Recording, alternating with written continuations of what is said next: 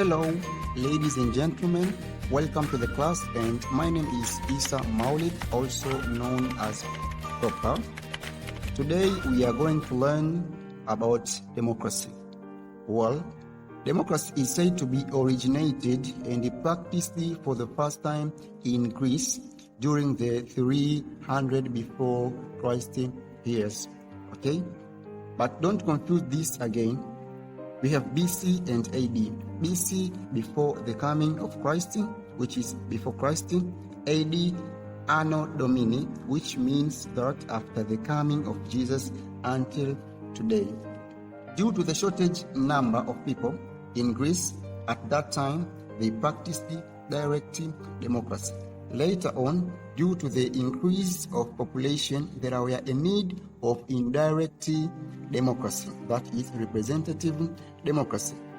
Okay, democracy spread in other parts of the world. It started in England and France during the 17th and 18th century through revolutions. Later, it spread in America and acts as the main bridge to the rise and the spread of democracy in the world. Hapa tunazungumzia kwamba demokrasia asili yake kabisa inasemekana inatokea huko Ugiriki, ambapo kwa mara ya kwanza ndipo ilipobe practiced, ambapo ilipofanyika kwa mara ya kwanza. Ni asili yake na imefanyikia huko Ugiriki.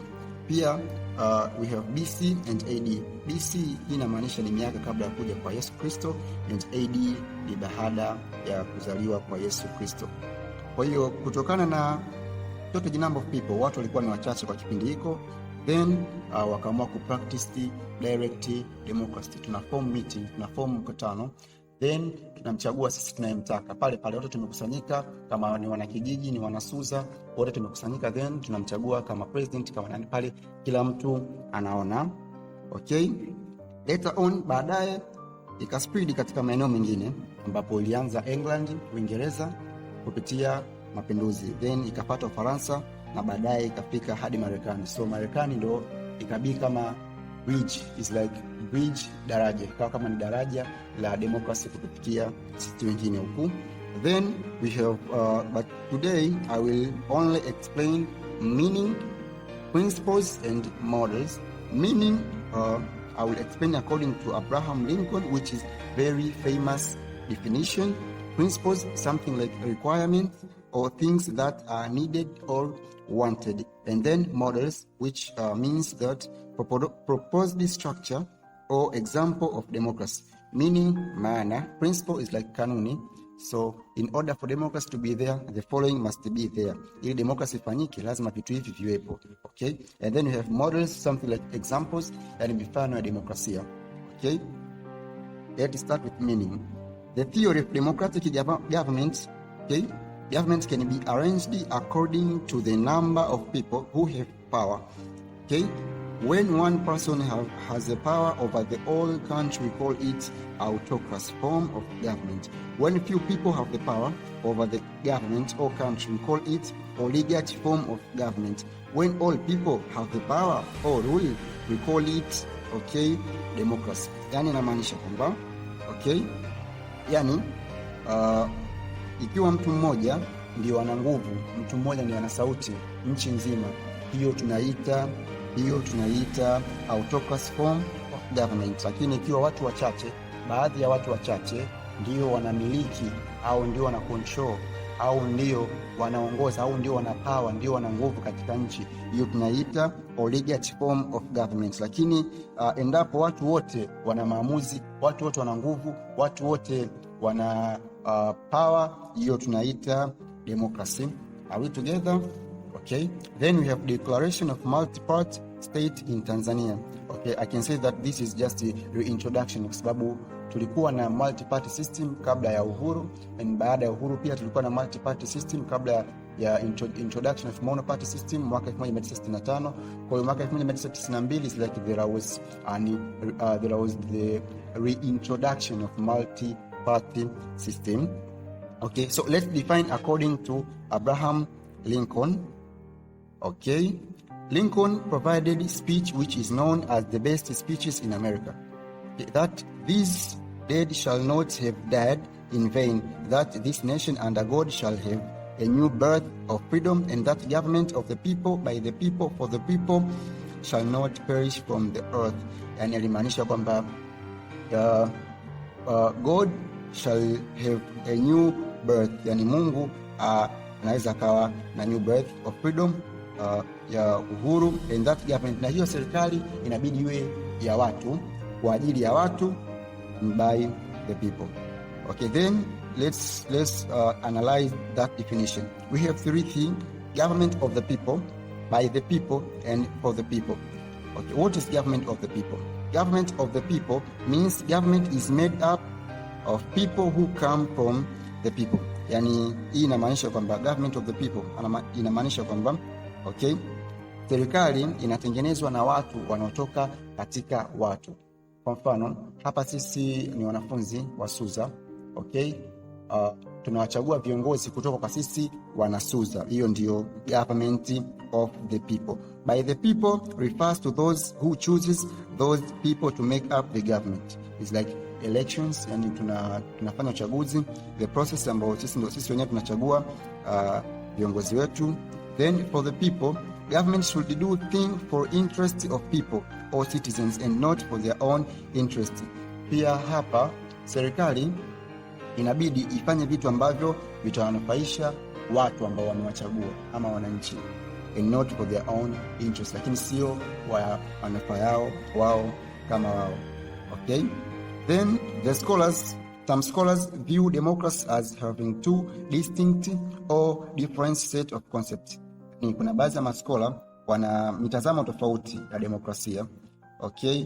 Ya kwanza inasema procedural, ya pili inasema substantive. The first one, which is procedural, this means process and the product. This is the type of democracy whereby people choose or vote for our representative in free elections. Katika hii tunakuwa tunafuata utaratibu, yani tunakuwa tunaenda tunapiga kura na vitu kama hivyo. Then we have the second one, which is substantive democracy. This is human right to equality. It does not involve election. A leader may enter possibly, but he will provide what citizen need. Okay?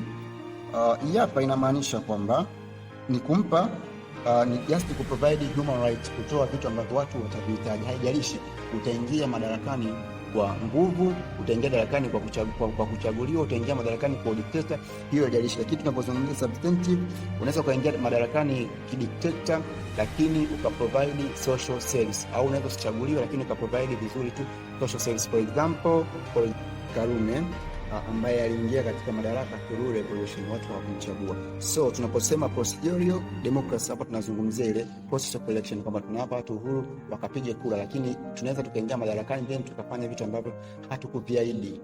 Okay? Lakini tunapozungumzia substantive, unaweza kuingia madarakani bila kuchaguliwa. Unaweza kuingia madarakani through revolutions, kupitia mapinduzi, au pia unaweza kuingia madarakani kidikteta, lakini ukafanya vitu ambavyo vinapendeza au vitu ambavyo jamii inavihitaji. Okay? The second is the question about the most important value of democracy. Okay? So kuna swali la kujiuliza hapa. Okay? Is it right and liberty? That is to be given right to do what you want. Okay?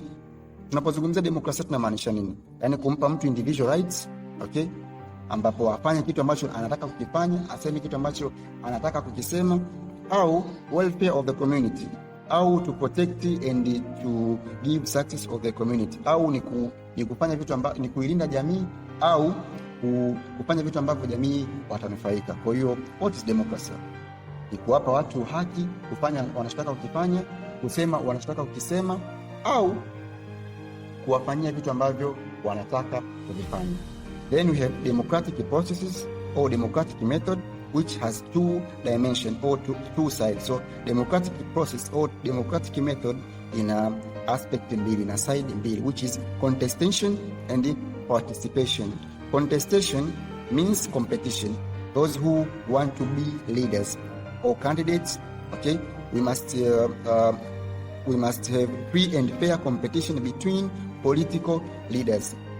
Yani hapa katika hii side ya kwanza, shilingi na pande mbili, bichwa na mwenge. Kwa tunapozungumzia contestation is like bichwa, tunapozungumzia participation inamaanisha mwengi. Okay, so contestation hii inamaanisha kwamba inawahusu sana wale viongozi ambao wagombea, tuseme ni wale wagombea, okay, ambao wanataka kuwa viongozi wetu. So here we must have pre-election and fair competition. We must have pre-competition and fair competition. What is pre-competition?